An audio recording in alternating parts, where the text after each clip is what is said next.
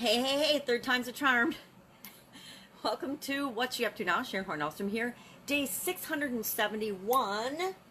Yep, 671 days in a row of sharing my journey of what I'm doing as I'm going from the offline brick and mortar world, corporate world of business to the online world of business. The good, the bad, the ugly, stuff that doesn't work, what I'm feeling, what I'm thinking about things. A lot of rambling about what I know I should do and I'm not doing. That's it. I'm admitting it today.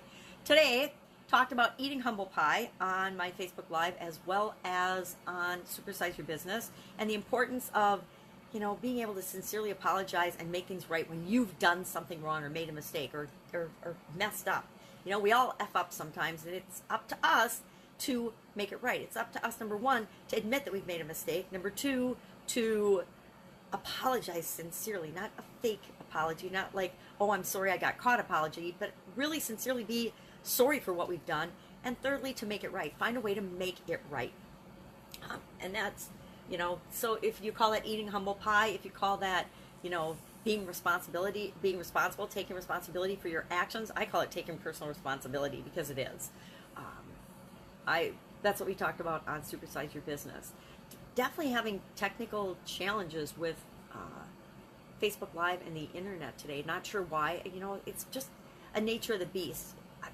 Maybe there's a lot of people doing Facebook Live. Maybe there's a lot of people on Facebook. Maybe the volume is higher than usual, and I am making my videos later than usual. Who knows? I don't know why. Sometimes things just are the way they are. We need to find workarounds. Now, for me, fortunately, it worked the third time I tried today.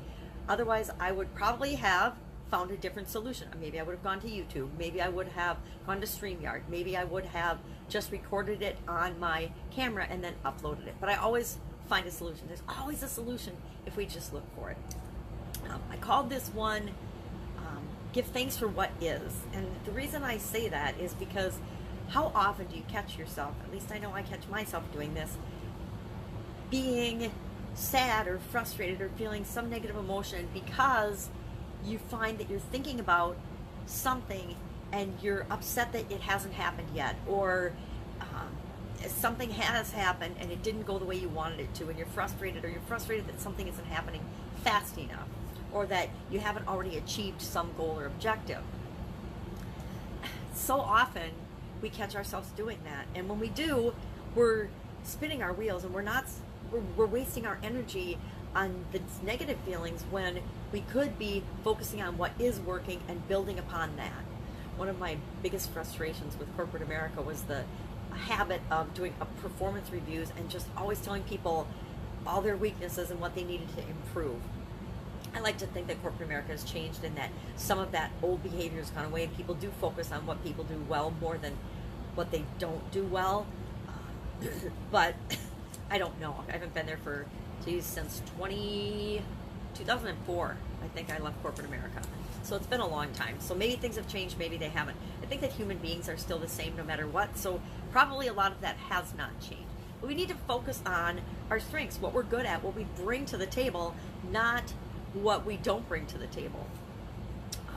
And you can always hire people. You can always team up with people that have the strengths and are good at the things that you're not good at. None of us is good at everything, thank goodness, or how robotic and terrible would that be if everybody was perfect at everything.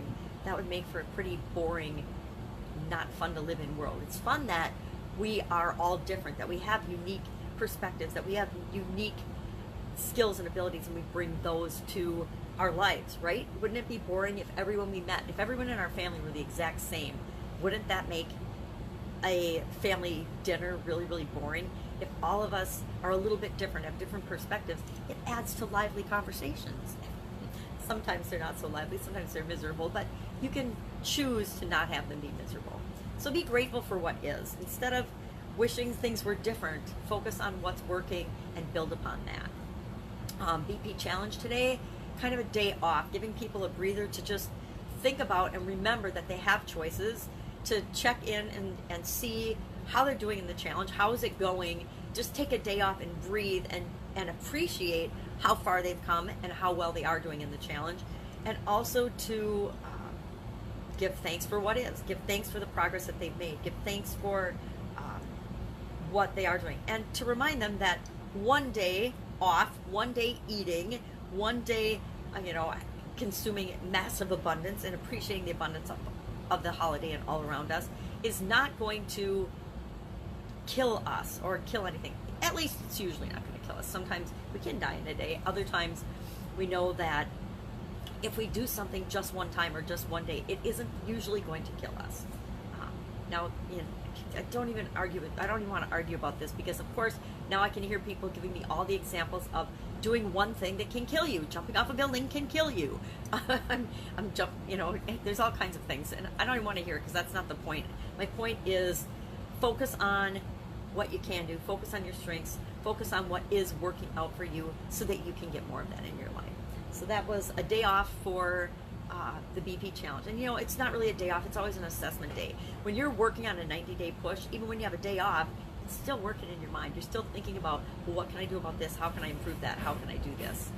How can I make this happen? Where can I get the resources to help me do this? And sometimes our family and our friends are the greatest source of resources in terms of ideas and ways of being resourceful if we chat with them about that. Other times we don't want to tell our family and friends anything that we're doing because they're not supportive. Some of us have super supportive families, some of us don't. My family tends to not be supportive of Pajama Grandma and anything I do online, and I'm cool with that. It doesn't matter. As long as it makes me happy and the people that I'm serving happy, that's what counts. I don't have to make my sisters happy about it, right? Or my kids even. It's up to me to choose what's right for me, just like it's up to you to choose what's right for you.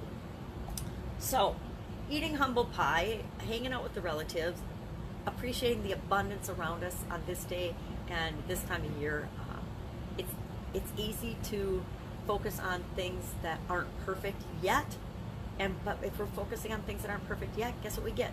More not perfect yets. So we want to focus on what is working, what we do appreciate, what we are grateful for, what we are thankful for, and attract more of that into our lives. I'm grateful for this itchy cheek. So, have an amazing day. If I can help you in any way, hit me up in the comments below. I am going to be enjoying amazing food and family and friends, and I hope that you are as well.